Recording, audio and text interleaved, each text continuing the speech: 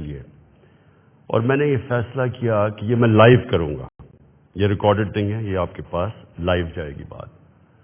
اور اس کی وجہ یہ ہے کہ پاکستان ایک اس انگریزی میں کہتے ہیں ڈیفائننگ مومنٹ پہ ہے، ایک فیصلہ کن وقت پہ ہے کہ ہم نے دو راستے ہمارے سامنے ہیں، ہم نے کون سا راستہ لینا ہے.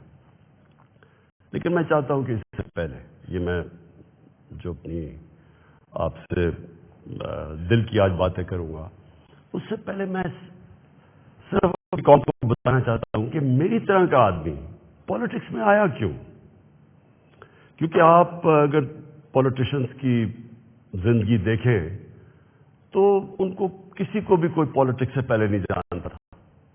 ان کی کوئی بڑے کم ایسے لوگ ہیں جنہوں نے زندگی میں کوئی چیز اچیو بھی کیا ہو.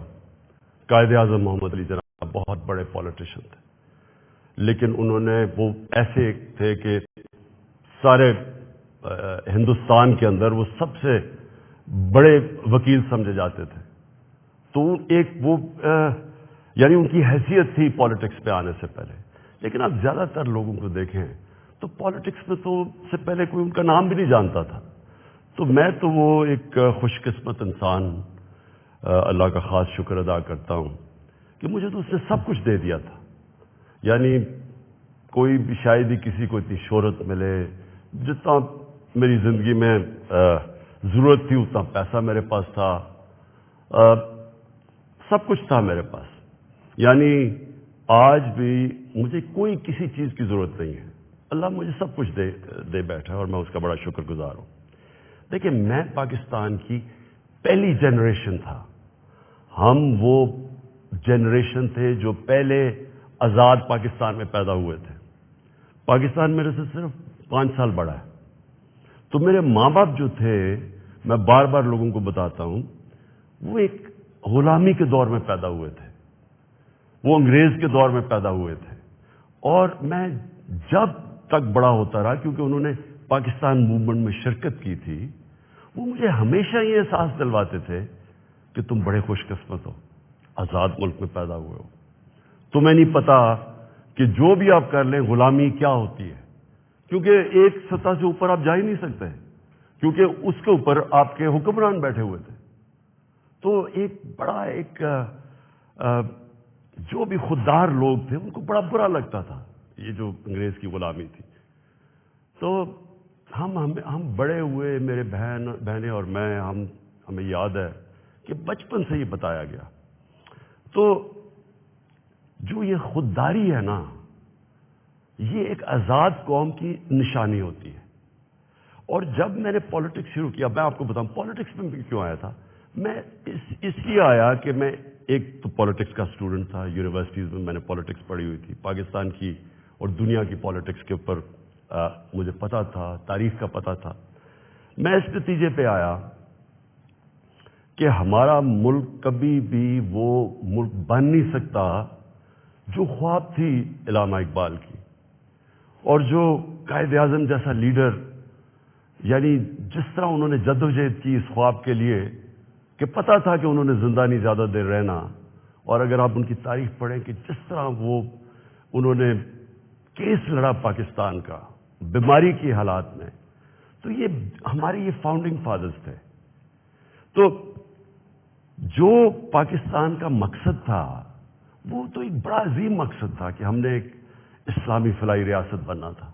یہ ہماری قرارداد پاکستان میں یہ لکھا ہوا ہے ہمارے فاؤنڈنگ فادرز کا کہ ہم نے ایک، جب ہم کہتے ہیں اسلامی فلاحی ریاست تو یہ سیدھا چلا جاتا ہے مدینہ کی ریاست پہ، کیونکہ ہمیشہ مسلمان اس کو ماڈل سمجھتا ہے اپنا.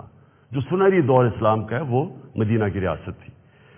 تو جب میں نے 25 سال پہلے پالیٹکس شروع کی تو میں نے اپنی جو ہمارے مینیفیسٹو تھے اس میں 3 چیزیں رکھی. انصاف، اور انصاف پھر میں کوالیفائی کر دوں، انصاف ہوتا یہ ہے کہ طاقتور اور کمزور کے لیے ایک قانون ہوتا ہے. اور جو نبی صلی اللہ علیہ وسلم نے کہا تھا کہ تمہارے سے پہلے بڑی قومیں تباہ ہوئیں، جدھر طاقتور چوری کرے تو اس کو سزا نہ ملے اور صرف کمزور چور، چھوٹا چور جیل میں جائے. انہوں نے کہا قومیں تباہ ہو جاتی ہیں. تو جس طرح حضرت علی رضی اللہ تعالیٰ نے کہا تھا کہ کفر کا نظام چل جائے گا لیکن ظلم و انصافی کا نظام نہیں چل سکتا. تو یہ بیسس ہے ایک انصاف اور دوسرا انسانیت. رحم ہوتا ہے ایک اسلامی ریاست میں جو کہ مدینہ کی ریاست میں پہلی فلاحی ریاست بنائی گئی تھی, جو میں بار بار لوگوں کو کہتا ہوں. تو یہ میرے 2 ایمز تھے. اور تیسرا تھا خودداری. ایک مسلمان قوم غلام قوم نہیں بن سکتی. جس قوم کا نعرہ تھا پاکستان کا مطلب کیا, لا الہ الا اللہ. لا الہ الا اللہ کا تو مطلب ہی ہے کہ سوائے اللہ کے آپ کسی کے سامنے نہیں جھکتے. وہ شرک ہے. سب سے بری چیز اللہ کو لگتی ہے کہ جب آپ کسی کو بھی اللہ کی جگہ پہ رکھتے ہیں. تو یہ غلامی جو ہوتی ہے, یہ جب آپ کسی کی بھی پیسے کی غلامی, خوف کی غلامی, یہ سب شرک ہے. کیونکہ لا الہ الا اللہ انسان کو آزاد کرتا ہے. یہ 3 تھے میرے آج سے 25 سال پہلے. آپ دیکھیں کہ میں مینیفیسٹو میں یہ 3 چیزیں لکھی تھی. مجھے لوگ کہتے ہیں عمران صاحب آپ اسلام کا نام استعمال کرتے ہیں. میں اگر میرے میں اللہ ایمان نہ ڈالتا میں پالیٹکس میں کیوں آتا؟ جس آدمی کے پاس سب کچھ ہے, مجھے یہ بتائے وہ اپنی زندگی کے 22 سال خرچ کرے گا ایک سٹرگل میں, اور 14 سال تو تھوڑے سے لوگوں کے ساتھ تھا, 14 سال تو مذاق اڑتا تھا میرا. تو میں کیوں پالیٹکس میں اتنی دیر کوشش کی جس کے پاس سب کچھ تھا؟ مجھے اتنے لوگوں نے کہا کہ عمران صاحب آپ کو ضرورت کیا تھی پالیٹکس کی؟ میں یہ سچ آپ کو بتا رہا ہوں. بار بار مجھے لوگ کہتے آپ کو پالیٹکس میں آنے کی کیا ضرورت تھی؟ یعنی صرف آپ کو ضرورت ہی ہو تو آپ پالیٹکس میں آئیں.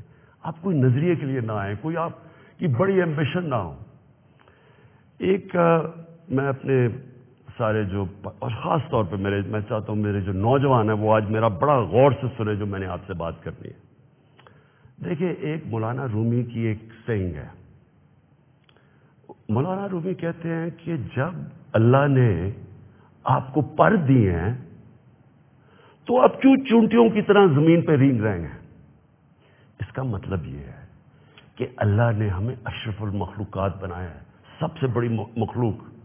فرشتوں سے اوپر درجہ دیا ہمیں.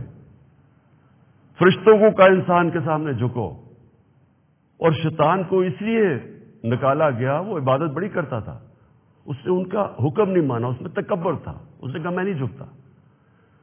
اللہ نے ہمیں پر دیے. مسئلہ ہمارا یہ ہے کہ ہم,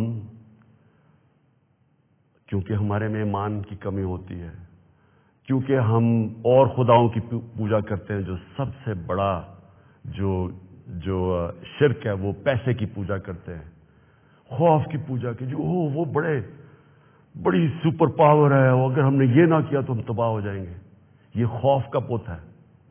ہم انسان چونٹیوں کی طرح رینگتا رہتا ہے. تو پاکستان, میں نے اس کی اونچ نیچ دیکھی ہے. ہم نے شروع میں, ہم چھوٹے تھے, ہمیں یاد ہے جب پاکستان ایک تیزی سے اوپر جا رہا تھا, ہماری مثالیں دی جاتی تھی. میں جب اسکول میں تھا پاکستان کی مثال دی جاتی تھی. یہ ساؤتھ کوریا پاکستان آیا تھا سیکھنے کے لیے کہ کیسے آگے بڑھا ہے. ملیشیا کے شہزادے میرے ساتھ اسکول میں پڑھتے تھے, یہاں سیکھنے آتے تھے. سارا مڈل ایسٹ سے لوگ یہاں پاکستان کی یونیورسٹیز میں آتے تھے. ہم اوپر جا رہے تھے, ہمارا ماڈل لوگ دیکھتے تھے, مثال دی جاتی تھی. میں نے اس کو نیچے آتے دیکھا, اور میں نے اس کو ذلیل ہوتے دیکھا اپنے ملک کو. اور میں اس کے اوپر ابھی آتا ہوں کیونکہ جو میرے والد تھے, مجھے یاد ہے اپنے آخری دنوں میں جو ہمارے پر یہ وار آن ٹیرر کے اندر جس طرح کی پاکستانیوں کو ذلت ملی, پاکستانیوں کو میں خاص طور پہ کہہ رہا ہوں, لیکن اوور آل اسلاموفوبیا بھی تھا, لیکن پاکستانی کو ذلت ملی. تو میں جو آج آپ سے بات کرنا چاہتا ہوں وہ یہ کہ دیکھیں, اللہ نے جو ہمارے اندر اتنی صلاحیتیں دی ہیں اشرف اس کی عظیم مخلوق پہ, لیکن اسے کنڈیشن لگائی ہوئی ہے. اس نے کہا ہے کہ تم نے اگر اوپر اڑنا ہے نا, جو اقبال نے اپنا شاہین کا کانسیپٹ دیا ہے کہ شاہین کیسے اقبال کا, وہ تب اوپر جاتا ہے جب وہ ریزسٹنس کے سامنے کھڑا ہوتا ہے, جب وہ مقابلہ کرتا ہے, جب وہ اپنے آپ کو مشکل وقت سے گزارتا ہے. ہم نماز میں صرف ایک ہی چیز مانگتے ہیں جب 5 وقت کی نماز پڑھتے ہیں کہ اللہ ان کے راستے پہ لگا جن کو نعمتیں بخشیں, ان کے نہیں جو اپنے تباہی کے راستے پہ چلے گئے. تو جو نعمتیں بخشیں، اور وہ نبی صلی اللہ علیہ وسلم اللہ کے حبیب تھے سب سے زیادہ، تو ان کو نعمتیں بخشیں، ان کا آسان راستہ نہیں تھا، لیکن ان کی عظمت کا راستہ تھا۔ میں اس لیے پاکستان کے اندر سیرت نبی اپنے بچوں کو پڑھانا چاہتا ہوں۔ کیوں نبی کی سیرت پڑھیں؟ کیونکہ وہ دنیا کی تاریخ میں سب سے عظیم انسان وہ تھے، تو ان کے راستے پہ اللہ کیوں ہمیں کہتا ہے چلو؟ کیونکہ وہ عظمت کا انسان کا راستہ ہے۔ ہم پکڑ لیتے ہیں دوسرا راستہ جو ہم سمجھتے ہیں کہ بڑا آسان راستہ ہے۔ اچھا جی، وہ فلانا نے حکم دے دیا، ہم تباہ ہو جائیں گے، اگر اس نے وہ فلانا ملک ناراض ہو گیا تو ہمارا یہ ہو جائے گا۔ ہم رینگ رہے ہیں زمین کے اوپر، ہم چونٹیوں کی طرح رینگ رہے ہیں۔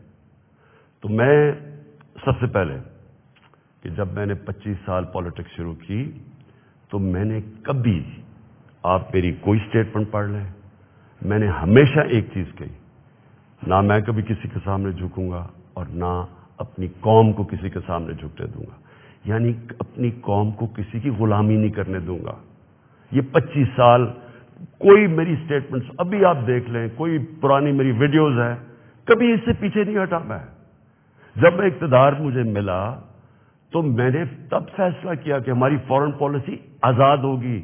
آزاد فورن پالیسی کا مطلب ہوتا ہے کہ وہ فورن پالیسی جو پاکستانیوں کے لیے ہوگی، ہمارے مفادات کے لیے ہوگی۔ اس کا قطعی یہ مطلب نہیں ہے کہ ہم کسی سے دشمنی کریں گے، ہم کسی کو کے خلاف ہوں گے، ہم کوئی اینٹی امریکن ہوں گے یا اینٹی انڈیا ہوگا یا اینٹی یورپین ہوں گے۔ میں تو سب سے پہلے، میں وہ پاکستانی ہوں سب سے زیادہ ہندوستان کے اندر جو جانتے تھے اور جو رسپیکٹ اور میری دوستیاں تھیں، وہ میں پاکستانی تھا کرکٹ کی وجہ سے۔ میں امریکہ کو بڑی اچھی طرح جانتا ہوں، ان کے پولیٹیشنز، ان کے لوگوں کو جانتا ہوں۔ انگلینڈ کو تو آپ اس طرح کہ میرا دوسرا گھر تھا ایک وقت، تو میں تو جانتا ہوں۔ میں نے کبھی یہ نہیں، کبھی کسی بھی انسانی معاشرے میں کبھی اس کے خلاف ہو ہی نہیں سکتا۔ ہاں، ہم ان کے اندر جو ان کی غلط پالیسیز ہے اس کی میں تنقید کرتا ہوں۔ میں نے جب پاکستان نے شرکت کی وار آن ٹیرر میں، یعنی جب جنرل مشرف ہمیں امریکہ کی جنگ میں لے کے گئے، میں اس میٹنگ میں تھا، میں اس کمرے میں تھا، اسی کمرے کے اندر سارے پولیٹیشنز بیٹھے ہوئے تھے، جس کے اندر ہیڈز آف پارٹیز بلائے تھے، جس طرح باقی بھی تھے، میں بھی تھا۔ اسی کمرے کے اندر ہمیں کہا گیا کہ جی اگر ہم نے امریکہ کی حمایت نہ کی تو انگریزی کا لفظ وونڈڈ بیئر کی طرح ہے، ایک زخمی ریچھ کی طرح ہے، وہ ہمیں نہ غصے میں شاید ہم ہی نہ مار دیں۔ اور مجھے یاد ہے میں نے بار بار میڈیا پہ، پارلیمنٹ میں، ہر جگہ میں نے کہا کہ ہمارا اس جنگ سے کوئی لینا دینا نہیں تھا، 9/11 میں کوئی پاکستانی ملوث نہیں تھا۔ ہمیں کیا ضرورت ہے کہ ہم اپنے ملک کو کسی کی جنگ میں لے جائیں؟ ہم ان کی مدد کریں، اگر ان کے ملک میں دہشت گردی ہوئی ہے، ہم دہشت گردی کے خلاف ہیں، ہمیں ان کی مدد کرنی چاہیے۔ لیکن کیا اس کا مطلب یہ ہے کہ ہم پاکستانیوں کو قربان کر دیں کسی کی جنگ میں؟ اور پھر ہم نے غلطی کیا کی؟ سب سے بڑی جو جنرل مشرف نے غلطی کی، 80 کی دہائی میں ہم نے پاکستان فرنٹ لائن سٹیٹ بن گیا جی کہ ہم امریکہ کے حمایتی ہیں، ہم اس کے ایلائی ہیں، ہم سوویت یونین کے خلاف جہاد لڑ رہے ہیں، اور ساری جہاد پاکستان کے قبائلی علاقے سے لڑی گئی، اور باہر سے لوگ ہم نے بلائے اور ہم نے ان کو ٹرین کیا اور یہاں سے مجاہدین گروپس گئے، ہم نے ان کی پوری حمایت کی، ان کو بتایا کہ فورن آکوپیشن، کیونکہ ہم اس لیے لڑ رہے ہیں کہ افغانستان کے اوپر فورن آکوپیشن ہے، اس لیے ہم لڑ رہے ہیں جہاد، اور سارے ہمیں بتایا گیا کہ کتنا بڑا پاکستان بڑا رول پلے کر رہا ہے۔ جیسے ہی وہ جہاد ختم ہوتی ہے، سوویت یونین ہارتا ہے، امریکہ یہاں سے چلا جاتا ہے، سوویت یونین ادھر چلا جاتا ہے، اور 2 سال کے بعد وہی امریکہ جو ہمارا دوست تھا، جس کے لیے جو ہم اکٹھے جنگ لڑ رہے تھے، وہ ہمارے اوپر سینکشن لگا دیتا ہے، پریسلر سینکشنز۔ 9/11 آ جاتا ہے، پاکستان کی پھر امریکہ ضرورت پڑ جاتی ہے۔ یہ جو ابھی میں نے آپ کو کہا کہ اسی کمرے کے اندر فیصلہ ہو رہا ہے امریکہ کی ہمیں حمایت کرنی چاہیے، ہم نے کہا کہ ہاں ٹھیک ہے، حمایت یہاں تک ٹھیک ہے کہ ہم سارے دہشت گردی کے خلاف ہیں، ان کے خلاف ایکشن لیں، لیکن جو حمایت ہم نے کی، جو پاکستانیوں کی جانوں کی قربانی دی گئی، کسی اور امریکہ کے ایلائی نے اس طرح کی قربانیاں نہیں دی. کوئی نیٹو بھی امریکہ کے ساتھ تھا. کوئی ایک ملک بتائیں جو 80,000 اپنے لوگ مروا لے، جس کا سارا قبائلی علاقہ، اور میں یہ آج پھر سے کہنا چاہتا ہوں، دیکھیں میں قبائلی علاقے کو باقیوں سے بہتر جانتا ہوں. میں نے وہ سارا قبائلی علاقہ پھرا ہوا ہے، میں نے کتاب لکھی ہوئی، میں اس کی تاریخ جانتا ہوں. قبائلی علاقہ پاکستان میں سب سے پرامن علاقہ تھا. وہاں کرائم ہوتی نہیں تھی، کوئی ان کے ریکارڈ میں، یعنی ہمیشہ سے وہ کرائم فری ایریا تھا. جو قبائلی علاقے کے لوگوں سے ہوا ہماری اس جنگ میں شرکت کرنے سے، آپ اندازہ نہیں لگا سکتے کہ وہ لوگوں کے اوپر، بیچاروں کے اوپر کیا گزری. وہاں لوگ مارے گئے، وہ ادھر سے لوگ کھڑے ہو گئے جن لوگوں کو، اب سوچیں ہم لوگوں کو کہہ رہے ہیں کہ جہاد کرنا، کہ باہر سے آکوپیشن ہو، وہ سب سے عظیم چیز ہے، اور اب امریکن جب وہاں پہنچ گئے تو ہم نے کہا نہیں، آپ دہشت گردی ہے. اب ظاہر ہے وہ لوگوں کو آپ 10 سال میں ایک طرف سے دوسری طرف تو نہیں لے جا سکتے تھے. وہ انسان تھے، ان کو ہم نے یہ بتایا ہوا تھا کہ یہ جہاد ہے. وہ جب انہوں نے پاکستان کے خلاف شروع ہو گئے، اور وہ جو پرانے جہادی گروپ ٹرین کیے تھے وہ بھی پاکستان کے خلاف ہو گئے. تو اس سے انہوں نے ہمیں کہا کہ ہم کولیبریٹرز ہیں امریکہ کے. جہاں جو پاکستان میں خود کش حملے ہوئے، جو قبائلی علاقہ اجڑا گیا، جو یہاں میں پتہ نہیں کتنے ہسپتالوں میں گیا، میں تو جو لوگ بچ گئے تھے، کسی کی ٹانگیں نہیں ہیں، کوئی چل نہیں سکتا، کسی آنکھیں نہیں ہیں، ہاتھ اڑے ہوئے ہیں. تو اس ساری جو ہم نے جب اس کی اتنی زیادہ قربانیاں دی اپنے ملک کی، اس کا کوئی کریڈٹ ملا پاکستان کو؟ کیا کسی نے کہا کہ آپ نے بڑا زبردست کام کیا، شکریہ پاکستان؟ یہ نہیں ہوا. وہاں سے آوازیں آنی شروع ہو گئیں. افغانستان کی، ابھی یہ افغانستان آزاد ہونے سے پہلے کی بات کر رہا ہوں میں، کہ جی پاکستان کی دوگلی پالیسی کی وجہ سے وہ نہیں جیت سکتے.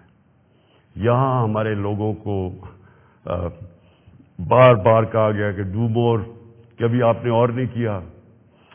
ڈرون اٹیکس ہوئے، ڈرون اٹیکس میں جتنے بے قصور لوگ مارے گئے، مجھے یاد ہے میں گیا وہاں باجوڑ میں ڈرون اٹیک ہوا، 80 مدرسے کے بچے مار دیے. شادیوں کے اوپر ڈرون اٹیک ہو رہا ہے. تو پاکستان کس عذاب سے گزرا؟ کہ میں بیک گراؤنڈ اس لیے دے رہا ہوں کیونکہ آپ کو پتا ہونا چاہیے کہ میری آج پالیسی کیا ہے. کیا جو تنقید ہو رہی ہے کہ جی عمران خان، یہ جو ہمیں ڈاکیومنٹ ملی ہے، پہلے میں بیک گراؤنڈ آپ کو بتا دوں کہ یہ سارے وقت میں اس کی مخالفت کرتا رہا.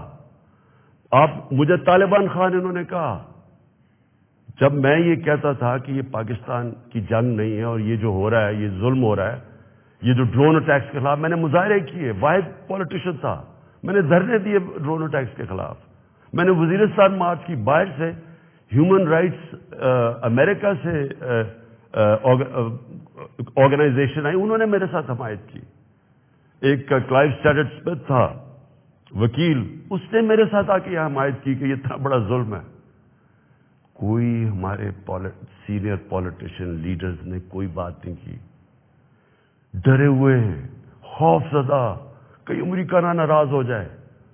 کون سے قانون میں یہ لکھا ہوا ہے کہ آپ کا اپنا، جس کے لیے آپ جنگ لڑ رہے ہیں، وہی آپ کے ملک میں آئے، ڈرون اٹیک کرے، جج جوری ایکزیکیوشنر، یعنی وہی فیصلہ کرے کون دہشت گرد ہے، اس کو مار دے، کوئی پتہ نہ تحقیق ہو کہ جی کوئی بے قصور آدمی تھا یا واقعی دہشت گرد تھا. ہماری حکومتوں نے پوری طرح اس جرم میں شرکت کی، اور جو وہاں کے جن کے رشتہ دار مرتے تھے، جن کے کوئی بے قصور لوگ، عورتیں، بیوی، گھر مرتے تھے، وہ ہمارے اوپر پھر حملے کرتے تھے. وہ ہمیں سمجھتے تھے کہ ہم ان کی مدد کر رہے ہیں جو کہ ان کے اوپر ظلم کر رہے ہیں. تو لہذا ہر طرف پاکستانیوں نے سفر کیا.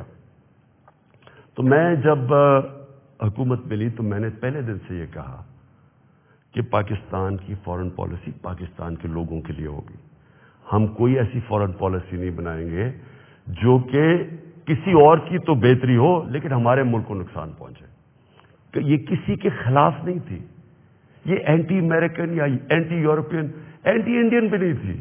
انڈیا کے خلاف صرف جب انہوں نے کشمیر کے اوپر انٹرنیشنل قانون توڑا، جب انہوں نے کشمیر کا سٹیٹس لیا 5 اگست 2019 میں، تب میں نے ان کے خلاف بات کی اور ہر فورم پہ کی. لیکن میں نے کوشش اس سے پہلے پوری کی ہندوستان سے دوستی کی. تو میں آج جو آپ کے پاس یہ ساری بات کرنے کے لیے اس لیے آیا ہوں کہ ابھی ہمیں 8 مارچ کو یا اس سے پہلے 7 مارچ کو ہمیں ایک امریکہ نے ایک باہر سے ملک نے، میں نام مطلب میرا کہ کسی اور باہر سے ملک سے ہمیں میسج آتی ہے، اور میں اس لیے آپ کے سامنے یہ میسج کی بات کرنا چاہتا ہوں، اور میں اس لیے لائیو بھی کر رہا ہوں کہ یہ ایک کسی آزاد ملک کے لیے جس طرح کی ہمیں میسج آئی ہے، یہ ہے تو پرائم منسٹر کے خلاف ہی صرف، لیکن یہ ہماری قوم کے خلاف ہے. مجھے جو اس سے سب سے زیادہ تکلیف ہے وہ یہ نہیں ہے کہ یہ اس میسج میں واضح یہ لکھا ہوا ہے کہ جناب اگر یہ جو عدم اعتماد، اور ان کو پہلے سے ہی پتا تھا، ابھی اعتماد یا درج نہیں ہوئی تھی، ان کو پہلے سے ہی پتا چل گیا کہ عدم اعتماد کی آ رہی ہے پاکستان کے اندر، یہ اپوزیشن رکھنے لگے. تو اس کا مطلب کہ یہ جو ہو رہا تھا یہ پہلے سے ہی ان کے باہر کی لوگوں سے رابطے تھے. اچھا، اس میں پھر مزیدار چیز یہ ہے کہ وہ یہ پاکستان کی قیادت یا پاکستان کی گورنمنٹ کے خلاف نہیں ہے، وہ صرف عمران خان کے لیے. وہ یہ کہتے ہیں کہ ہمیں، اور ایک بہانہ مارتے ہیں کہ ہمیں کیوں غصہ پاکستان پہ، لیکن کہتے ہیں کہ وہ غصہ تب بالکل ٹھیک ہو جائے گا، ہم معاف کر دیں گے پاکستان کو اگر عمران خان یہ عدم اعتماد کی یہ ہار جاتا ہے. یعنی اگر عمران خان چلا جاتا ہے تو پاکستان کو معاف کر دیتے ہیں، لیکن اگر یہ عمران خان کے خلاف فیل ہو جاتی ہے تو پھر پاکستان کو ایک مشکل وقت کا سامنا کرنا پڑے گا. دیکھیں، جو پھر سے میں یہ کہتا ہوں کہ ایک الیکٹڈ پرائم منسٹر کے خلاف کوئی بھی دوسرا ملک یہ اس طرح، اور یہ ریکارڈڈ ہے، یہ میں آپ کو یہ بتا دوں کہ یہ نہیں کہ یہ میں دیکھ رہا ہوں کئی میڈیا کے لوگ اس کو کور کرنے کی کوشش کر رہے ہیں کہ جی وہ ایسا نہیں تو فلانا نہیں تو وہ پتہ نہیں، یہ نہیں، یہ آفیشیل ڈاکیومنٹ ہے جو گورنمنٹ آف پاکستان کو، ہمارے ریپریزنٹیٹیو امبیسڈر کو نوٹس لے رہے تھے لوگ، جس میں یہ کہا گیا، اور یہ کہا بیسکلی یہ کہا گیا کہ اگر عمران خان رہتا ہے وزیر اعظم تو ہم آپ کے ساتھ ہمارے آپ تعلقات بھی خراب ہو جائیں گے اور آپ کو مشکلوں کا سامنا کرنا پڑے گا. تو میرا سب سے اپنی قوم سے آج یہ سوال ہے کہ کیا یہ ہماری حیثیت ہے؟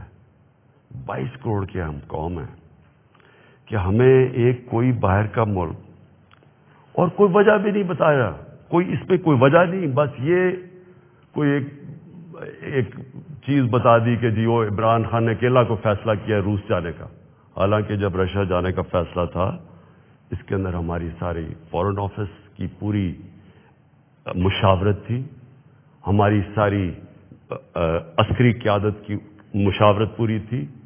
میں نے بلکہ فارن سیکرٹریز کو اسی کمرے میں بلایا جو پرانے ریٹائرڈ تھے، ان سے ہم مشاورت کر کے گئے. لیکن اس کے اندر لکھا ہوا کہ نہیں، صرف وہ ہمارا امبیسڈر ان کو بتا رہا ہے کہ نہیں یہ مشاورت سے، اس نے کہا نہیں یہ صرف عمران خان کی وجہ سے گیا. اور پھر انہوں نے یہ جو باقی لکھا کہ اگر جب تک وہ ہے تو ہمارے تعلقات اچھے نہیں ہو سکتے. اب میرا سوال یہ ہے کہ وہ اصل میں یہ کہہ رہے ہیں کہ یہ جب جائے گا تو جو باقی جو آئیں گے واپس، جو دوسرے عمران خان کی جگہ آئیں گے، ان سے ہمیں کوئی مسئلہ نہیں ہے. تو میں اصل اپنی قوم کے سامنے یہ چیز رکھنا چاہتا ہوں. میرا یہ جو آج آپ سے بات چیت کرنے کا ہے، یہ تو نہیں ہے کہ کوئی باہر سے ایک ملک چلے یہ کہہ دے کہ ہاں جی ہمیں نہیں پسند آپ کی فورن پالیسی، پتہ نہیں کوئی وجہ کیا بتا رہا ہے کہ جی آپ روس چلے گئے، وہ تو اور یورپین لیڈرز بھی روس چلے گئے تھے. لیکن خاص پاکستان کو کہ آپ کیوں چلے گئے ہیں، جس طرح کہ ہم کوئی ان کے نوکر ہیں. لیکن جو اس میں سب سے ڈسٹربنگ چیز کیا ہے کہ ان کے رابطے ان لوگوں سے ہیں جن کے ذریعے یہ ساری سازش ہوئی ہے، جو یہاں بیٹھے ہوئے ہیں. اور یہاں کون بیٹھے ہوئے ہیں؟ 3 اسٹوجز. اسٹوجز کا مطلب ہوتا ہے جو کہ بڑے وفادار غلام ہوتے ہیں. یہ وہ لوگ ہیں. اب یہ ذرا سن لیں کہ یہ چاہ کیا رہے ہیں. یہ چاہ یہ رہے ہیں کہ عمران خان جائے، لیکن اگر یہ آ جائیں واپس، یہ جو ابھی جنہوں نے عدم اعتماد کیا ہوا ہے، تو پھر سب ٹھیک ہو جائے گا. تو سب سے پہلا میرا سوال یہ ہے کہ کیا یہ اپنے ملک کے اندر اجازت دیں گے کسی کو قیادت میں آنے کے لیے جن کے اوپر نیب کے کیسز ہوں، جن کے اوپر اربوں روپے کے کیسز ان کی عدالتوں میں ہوں، وہ جو کہ ایک مجرم ڈکلیئر کر دیا گیا پاکستان کی عدالت نے، جو کہ جھوٹ بول کے بھاگا ہوا ہے. کیا وہ ان لوگوں کو جن کے اوپر باہر ان کے ملکوں میں، باہر کے ملک مضمون لکھے ہوئے ان کی چوری کے اوپر، کرپشن پہ، BBC کی 2 ڈاکیومنٹریز آئی ہوئی ہیں ان کی چوری کے اوپر، کیا اپنے ملک میں اس طرح کے لوگوں کو ایک قیادت پہ آنے دیں گے؟ اور اگر اپنے ملک میں اتنی سی جھوٹ بولنے پہ یہ نکال دیتے ہیں ایک پرائم منسٹر کو، ہیرلڈ میک ملن تھا، جھوٹ بولنے میں اس کو نکال دیا. چھوٹی چھوٹی چیزوں کے اوپر وہ اتنا اپنے لوگوں کا، ان کا جو اخلاقی معیار ہے وہ اس سطح پہ ہے، چھوٹی سی چیز پہ وہ نکال دیتے ہیں. تو ہمارے ملک میں جو کہ نیب میں اربوں روپے کے کیسز ان کے، اور اب نہیں 30 سال سے ان کے اوپر کیسز ہیں. پہلے جو کیسز تھے وہ جنرل مشرف نے ان کو NRO دی، وہ سارے کیسز معاف کروائے. پھر یہ 10 سال میں مزید اور کیسز چڑھ گئے اربوں روپے کے. ان کو یہ کہہ رہے ہیں کہ وہ ٹھیک ہے، وہ ٹھیک ہے، لیکن عمران خان ان کو پسند نہیں ہے. مجھے جو اگلی چیز سمجھ نہیں آ رہی، اور میں یہ اپنی قوم سے پوچھنا چاہتا ہوں کہ جب ان کو بھی پتہ ہے، کیونکہ یہ یاد رکھنا میرے پاکستانیوں کہ جب ان کی جو انٹیلیجنس ہوتی ہے وہ ساری بیک گراؤنڈ پتا ہوتا ہے ہر کا. میرا ان کو سب پتا ہے، ان سارے جتنے بھی پولیٹیکل لیڈرز ان کی سب بیک گراؤنڈ پتا ہے. ان کو ان کی ایک ایک چیز پتا ہے کہ ان کے کتنے پیسے ملک کے کس اکاؤنٹس میں پڑے ہوئے ہیں بیرون ملک. ان کو سب پتا ہے کہ ان کی پراپرٹیز بینامی جو انہوں نے باہر لی ہوئی ہیں بڑی بڑی اربوں روپے کی، ہر ڈیٹیل ان کے پاس ہے. ایک ہمارا ینگ پولیٹیشین ہے، ایک کتاب ہے رون سوسکن کی، دا وے آف دا ورلڈ. اس کتاب میں وہ لکھتا ہے کہ ان کی نیشنل سیکیورٹی جو تھی وہ ٹیپ کر رہی ہے، اس کی والدہ اس کو ٹیلی فون کر کے بینک اکاؤنٹس بتا رہے ہیں، یعنی ادھر تک ان کو پتا ہے. تو ہمارے یہ جو اب یہ 3 لوگ ان کو جو پسند آ گئے ہیں، ان کی کیا خاصیت ان کو پسند آئی ہے؟ یہ کہ ان جنرل مشرف کے سالوں کے اندر 11 ڈرون اٹیک تھے. ان دونوں کے یہ بلکہ سارے یہ تینوں اکٹھے اقتدار میں تھے. ان کے 10 سال میں اس ملک میں 400 ڈرون اٹیکس ہوئے. ایک دفعہ ان کے منہ سے نہیں نکلا کہ مذمت کرتے ہیں ہم. حامد کرزئی، مجھے یاد ہے افغانستان میں جب ان کے ڈرون اٹیک یا وہاں بمباری سے افغانستان کے بے قصور لوگ مرتے تھے، وہ مذمت کرتا تھا. جدھر افغانستان میں فورن فوجیں تھی، یہاں ہم بیٹھے ہوئے ہیں 400 ڈرون اٹیکس میں ایک دفعہ کسی نے مذمت نہیں کی. اس لیے ان کو یہ سوٹ کرتے ہیں. مولانا فضل الرحمان کی ایک وکی لیکس کیا تھی کہ ایک جس طرح پیناما پیپرز کا انکشاف ہوا تھا، یہ ایک انٹرنیشنل انکشاف ہوا تھا، لیک ہو گئے تھے سیکرٹ پیپرز یا ڈاکیومنٹس. تو پیناما جو وکی لیکس میں وہ انکشاف ہوتا ہے کہ جو پاکستان کے اندر امریکی ایمبیسڈر تھی این پیٹرسن، اس کو مولانا فضل الرحمان، مولانا نہیں فضل الرحمان، اس کو فضل الرحمان کہتا ہے کہ مجھے موقع دے دے، میں بھی وہی خدمت کروں گا جو باقی آپ کی خدمت کرتے ہیں. یہ وکی لیکس میں تھا. نواز شریف کا برکہ دت کی کتاب میں ہے کہ وہ نیپال کے اندر نریندر مودی سے چھپ چھپ کے مل رہا تھا اپنی فوج سے بچنے کے لیے. ڈان لیکس پہ کیا تھا؟ ہندوستان کو میسجنگ ہو رہی تھی کہ جناب میں فوج کے ساتھ، اگر فوج یہ کریے تو فوج کریے، میں نہیں کر رہا. یہ سوچیں، کبھی آپ سوچ سکتے ہیں کہ میرے آرمی چیف کو، جنرل باجوہ کو کوئی باہر کی قوت کہے کہ جی یہ دہشت گرد ہے، اور میں چپ کر کے بیٹھا رہا ہوں اور وہ میری تعریف کرے اور اس کو برا بھلا کہے؟ جنرل راحیل شریف کو نریندر مودی دہشت گرد کہہ رہا تھا، دہشت گرد کا چیف، اور نواز شریف سے دوستی تھی اور شادیوں پہ انویٹیشن تھی. یہ ان لوگوں کو یہ چاہتے ہیں. آصف زرداری کا باب وڈورڈ کی کتاب کے اندر ہے کہ ان کے سی آئی اے چیف جب ان سے کہتا ہے، وہ کولیٹرل ڈیمیج کی بات کی. کولیٹرل ڈیمیج کا مطلب کہ جب بم گرتا ہے تو بے قصور لوگ مارے جاتے ہیں. تو اس کو کہتا ہے کہ فکر نہ کریں، اگر ڈرون اٹیک میں بے قصور لوگ مارے جاتے ہیں مجھے نہیں فرق پڑتا. یہ پاکستان کا پریزیڈنٹ کہہ رہا ہے دوسروں کو، جس کو تھوڑا سا، اور کتاب میں وہ لکھتا ہے کہ وہ حیرت انگیز ہو، حیرت آتی ہے کہ یہ کیسے ملک کا صدر بات کر رہا ہے. اس طرح کے لوگ ان کو پسند ہے. اور شہباز شریف، اس کی سٹیٹمنٹ کہ جی عمران خان نے بڑی غلطی کی ایبسلوٹلی ناٹ کہہ کے، یعنی یہ جو ان کے دور میں ایبسلوٹلی ناٹ کیا تھا، میں نے صرف یہ بات کہی کہ ہم امن میں آپ کے ساتھ ہیں، ہم جنگ میں آپ کے ساتھ نہیں ہیں، ہم کسی کانفلکٹ میں آپ کے ساتھ، لیکن جو بھی آپ امن افغانستان میں کہیں چاہتے ہیں ہم ساتھ ہیں آپ کے. میری پالیسی آپ میں بتاؤں کہ کیونکہ ہم انڈیپینڈنٹ، یعنی ہم ایک انڈیپینڈنٹ فارن پالیسی چاہتے ہیں، ہماری کریڈیبلٹی ہوتی ہے کہ ہم سالس کا پلے کر سکتے ہیں. وہ صرف تب ہوتی ہے جب آپ لوگ سمجھیں کہ آزاد ہے آپ کی فارن پالیسی.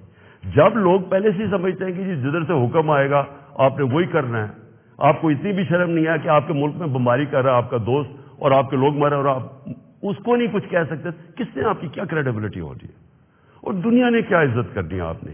جب ہم یہ وار آن ٹیرر میں حصہ لے رہے تھے، بیرون ملک پاکستانیوں سے میرا تعلق بہت ہے. کبھی ان سے پوچھے کہ ان کو کس ذلت کا سامنا کرنا پڑا. ایئرپورٹس کے اوپر ان سے کیا ہوتا تھا، پکڑ پکڑ کے ان کو ڈیٹین کر دیتے تھے. عام بے قصور لوگوں کو پکڑ کے پاکستانی کو جیل میں ڈال دیتے تھے باہر کی ملکوں، جبکہ یہاں ہم ان کے لیے جنگ لڑ رہے ہیں، باہر پاکستانی دشمن بنے ہوئے ہیں. کبھی کسی سے پوچھے کہ ان بیچاروں سے کیا، کتنے پاکستانیوں کو جیلوں میں ڈالا گیا، کسی نے کوئی بات کی، کسی نے ان کے لیے سٹینڈ لیا. تو میں جب یہ میں کسی کے اگینسٹ نہیں بات کرتا، میں صرف یہ کہتا ہوں کہ میری جو سب سے بڑی ذمہ داری ہے وہ میرے 22 کروڑ لوگ ہیں، میں ان کے لیے فارن پالیسی بناؤں گا. تو یہ جو شہباز شریف کہتے ہیں ایبسولوٹلی ناٹ، میں نے نہیں کہنا تھا، کیونکہ آپ کا تو پاور میں آنے میں مقصد ہی کچھ اور ہے. آپ نے کب پاکستانیوں کے لیے سٹینڈ لیا؟ بتائیں کتنی دفعہ یہ جب بمباری ہو رہی تھی آپ کے منہ سے آواز نکلی، اور آپ کے بھائی صاحب کبھی بات کر ہی نہیں سکتے کیونکہ آپ کے سارے جو اربوں روپے سب پتہ ہے ان کو کدھر پڑے ہوئے ہیں. اور دوسری چیز یہ کہا کہ جی یہ جو ڈاکیومنٹ ہے یہ ٹھیک ہی نہیں ہے، اگر یہ ٹھیک ہو جاتی تو آپ ہمارے ساتھ آ جاتے. تو آج نیشنل سیکورٹی پارلیمنٹ کی کمیٹی کے اندر جب رکھی گئی، کیوں نہیں آپ نے آ کے دیکھی؟ ہم نے یہ ڈاکیومنٹ پہلے لوگوں نے کہا کہ نہیں جی یہ ٹھیک نہیں، یہ مذاق اڑایا گیا، جی جعلی ہے. پہلے میں نے کیبنٹ میں رکھی، ساری کیبنٹ کو بتایا گیا، منٹس کیبنٹس کے بنے کیونکہ سب سے ٹاپ فورم پاکستان کا وہ ہے. اس کے بعد نیشنل سیکورٹی کاؤنسل کی میٹنگ کی، میں نے سارے اپنے سروس چیف سب کے سامنے رکھی وہ ڈاکیومنٹ. اس کے بعد یہ پارلیمنٹ کی کمیٹی کے اندر لے کے گیا اور سینئر جرنلسٹ کو ہم نے بتایا، صرف یہ کہنے کے لیے کہ یہ کوئی ڈاکیومنٹ کوئی پبلک کو یعنی اکسانے کی بات نہیں ہے. یہ جو میں نے آپ کو بتایا اس سے زیادہ یہ خوفناک اس میں چیزیں اس ڈاکیومنٹ کے اندر. میں اب آخری بات پہ آنے لگا ہوں اور وہ یہ ہے کہ ہماری اب سنڈے کو ووٹ دی جائے گی. اس سنڈے کو اس ملک کا فیصلہ ہونے لگا کہ یہ ملک کس طرف اب جائے گا. کیا وہی غلامانہ پالیسی، کرپٹ لوگ جن کے اوپر 30 سال سے کرپشن کے کیسز ہیں، نیب میں ان کے کیسز پڑے ہیں۔ بدقسمتی سے کوئی اور ملک ہوتا جس کے اندر یہ انصاف کا نظام زیادہ طاقتور کو قانون کے نیچے لانے جن کی صلاحیت ہے، اور جو بھی خوشحال ملک ہیں دنیا میں، جو بھی جن ملکوں کے اندر غربت نہیں ہے، خوشحالی ہے، جو پروگریس کر چکے ہیں، ترقی یافتہ ملک ہیں، ان سارے ملکوں کی ایک چیز آپ کو کامن ملے گی کہ طاقتور مجرم کو ان کی صلاحیت ہوتی ہے قانون کے نیچے لانے کی۔ ہمارا ابھی تک انصاف کے نظام میں وہ صلاحیت نہیں ہے۔ یہ ہماری بڑی بدقسمتی ہے کہ اربوں روپے کے ان کے پاس کیسز ہیں، کچھ نہیں ہو رہا۔ تو کیا قوم ان کو پھر جو 30 سال سے کہہ رہے ہیں، اچھا کہہ رہے جی عمران خان نے ملک بڑا خراب، آج کیوں یہ سارا کہہ رہے ڈرامہ عمران خان نے ملک خراب کر دیا؟ عمران خان تو ابھی 3.5 سال ہوئے، 30 سال سے تو آپ باریاں لے رہے ہیں اس ملک کے اوپر۔ تو یہ اگر ملک خراب تھا، یہ اگر حالات برے تھے، تو یہ کیا 3.5 سال میں ہو گئے ہیں؟ اور میں چیلنج کرتا ہوں کہ 3.5 سال میں جو ہم نے کیا ہے کسی بھی فورم انڈیپینڈنٹ ماہرین کو آپ بٹھائیں، ان سے پوچھیں، میں چیلنج کرتا ہوں کہ 3.5 سال میں جو پاکستان میں ہوا ہے کہ ان کے کسی دور میں نہیں ہوا۔ تو یہ جو اب سارے اکٹھے ہیں، یہ اب قوم نے فیصلہ کرنا ہے کہ کیا یہ جو ووٹ ہونی ہے سنڈے کو، اس میں کون کدھر جائے گا۔ مجھے لوگوں نے کسی نے کہا جی وہ عمران خان آپ ریزائن کر دیں۔ میں ریزائن کر دوں؟ میں جو میرے ساتھ کرکٹ کھیلتے تھے وہ ساری دنیا 20 سال جو میں کھیلی ہے، آخری گیند تک میں مقابلہ کرتا ہوں۔ میں کبھی ہار زندگی میں نہیں مانی۔ میں تو ووٹ کا جو بھی رزلٹ ہو جائے، آپ دیکھیں گے کہ میں تو اس کے بعد اور زیادہ تکڑا ہو کے سامنے آؤں گا جو بھی رزلٹ ہو۔ لیکن میں یہ دیکھنا چاہتا ہوں، اس دن یہ میں چاہتا ہوں میری ساری قوم دیکھے کہ کون جا کے اپنے ضمیر کا سودا کرے گا وہاں۔ اگر کوئی یہ کسی کو کہنے کی کوشش کر رہا ہے نا کہ جی ہمیں ایک دم پتا چلا کہ عمران خان تو یہ تو بہت ہی نااہل یا برا تھا، آپ کو ریزائن کرنا چاہیے تھا۔ ہم جمہوریت کے اندر لوگ ریزائن کرتے ہیں، لوگ تب نہیں کرتے کہ جب آپ دیکھیں کہ 20-25 کروڑ روپیہ آپ کو آفر ہو رہا ہے اور آپ چلے جائیں، اور وہ پیسہ جو پہلی چوری کا پیسہ جس سے خریدا جا رہا ہے لوگوں کو، ساری قوم کے سامنے یہ ہو رہا ہے۔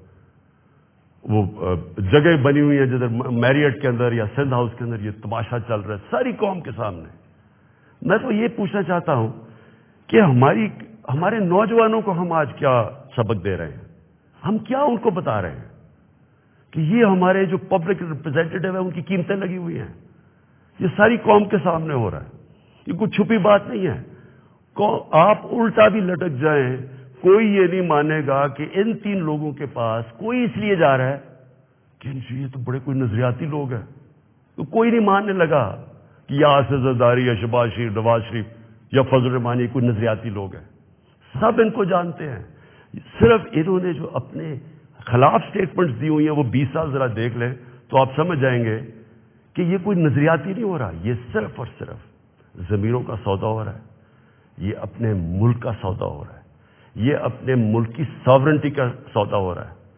اور یہ جو ہوگا، میں ابھی بھی لوگوں کو یہ، کیونکہ مجھے ابھی بھی امید ہے کہ جو ہمارے لوگ اپنا سودا کر کے وہاں بیٹھے ہوئے ہیں، میں ابھی بھی آپ سے یہ کہتا ہوں کہ ہمیشہ کے لیے یہ آپ کے اوپر ایک مور لگنے لگی ہے۔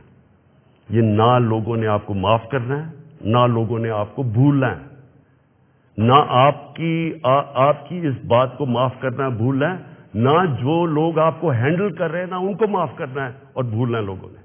یہ ہمیشہ کے لیے لوگ یاد رکھیں گے کہ آپ نے اپنے ملک کا سودا کیا، ایک بیرون ملک سازش جو یہاں لوگوں کے ساتھ مل کے ایک وہ گورنمنٹ جس کی آزاد فورن پالیسی تھی اس کو گرانے کی کوشش کی گئی۔ یہ کوئی آپ کو معاف نہیں کرے گا۔ ہمارے برے صغیر کی تاریخ کیا ہے؟ میر جعفر اور میر صادق کون تھے؟ یہ وہ لوگ تھے جنہوں نے انگریزوں کے ساتھ مل کے بنگال کو غلام بنایا، انگریزوں کے ساتھ مل کے سراج الدولہ کو مروایا اور اپنی ذاتی مفادات کے لیے اپنی قوم کو غلام بنایا، اور دوسرے نے ٹیپو سلطان کو اس سے غداری کی، انگریزوں کے ساتھ مل کے اپنی قوم کو غلام بنایا۔ یہ موجودہ آپ کے میر جعفر اور میر صادق ہیں، باہر کی قوتوں کے ساتھ مل کے ایک ملک کے اندر یہ وہ چینج لے کے آ رہے ہیں جو کہ یاد رکھیں، میں پھر ریپیٹ کرتا ہوں، ساری زندگی یہ قوم آپ کو بھولنے نہیں دے گی۔ یہ وہ آپ کرنے جا رہے ہیں جو آنے والی ہماری نسلیں آپ کو معاف نہیں کریں گی۔ اور میں آپ کو یہ بھی بتا دوں آج کہ اگر آپ کا یہ خیال ہے کہ یہ سازش کو کامیاب ہونے دیں گے، میں اس کے سامنے کھڑا ہوں گا۔ میری یہ اپنی قوم سے کمٹمنٹ ہے کہ ہمیشہ جب تک میرے میں خون ہے میں اس کا مقابلہ کروں گا۔ میری زندگی کو تو کوئی فرق نہیں پڑنے لگا، میں اپنے گھر میں رہتا ہوں، میں اپنے خرچے برداشت کرتا ہوں، میرا تو کوئی کیمپ آفس نہیں ہے، میرے تو آگے کوئی فیکٹریاں نہیں بنائی۔ نواز شریف نے اتنے دور میں 18 فیکٹریاں بنا لی تھی سرکاری بینکوں سے پیسے لے کے، اور پھر بعد میں وہ قرضے معاف کروا لیے۔ نہ میرے کوئی رشتہ دار پالیٹکس میں ہے، میں اپنے گھر میں رہوں گا، اپنے گھر میں رہتا ہوں۔ لیکن اس قوم سے یہ جو غداری ہو رہی ہے اور یہ جو ہونے جا رہی ہے سنڈے کو، میں یہ چاہتا ہوں کہ ایک ایک لوگوں کا، ایک ایک غدار کی آپ شکل یاد رکھنا۔ یہ جتنا بھی ہے کہ اپنے لوگوں کو بتانے کی کوشش کریں کہ جو ہو ایک دم ہمیں پتہ چلا ہے کہ یہ کیا ہوا ہے، یہ کتنا برا وقت گزرا تھا، لوگ آپ کی کوئی بات ماننے نہیں لگے۔ یہ قوم جو ہے، میں پھر سے ریپیٹ کرتا ہوں آپ کو، میں آخری بات کہنے لگا ہوں، یہ قوم نہ یہ بھولے گی، نہ آپ کو معاف کرے گی، نہ جو لوگ آپ کے پیچھے ان کو معاف کرے گی۔ اور یہ اگر آپ کا کسی کا خیال ہے کہ عمران خان چپ کر کے بیٹھ جائے گا، کسی خوش فہمی میں نہ رہے۔ میرے میں اللہ نے مقابلہ کرنے کی صلاحیت دی ہے، ساری زندگی میں نے مقابلہ کیا ہے۔ میں کوئی وہ آدمی نہیں جس نے بیٹھے بیٹھے کسی نے پرچی دکھائی کہ جی مجھے تو پرچی میں پارٹی وراثت میں مل گئی ہے، یا میرا کوئی باپ کچھ تھا، یا میرا کوئی فلانا کچھ تھا، یا میں سریا لگاتے لگاتے جنرل جیلانی کے گھر پہ مجھے کوئی وزارت مل گئی اور پھر چیف منسٹر۔ میں نے اسٹرگل کر کے یہاں پہنچا ہوں، مجھے اسٹرگل کرنی آتی ہے، مقابلہ کرنا آتا ہے۔ میں کسی صورت اس سازش کو کامیاب نہیں ہونے دوں گا۔ پاکستان پائندہ باد۔ وزیر اعظم پاکستان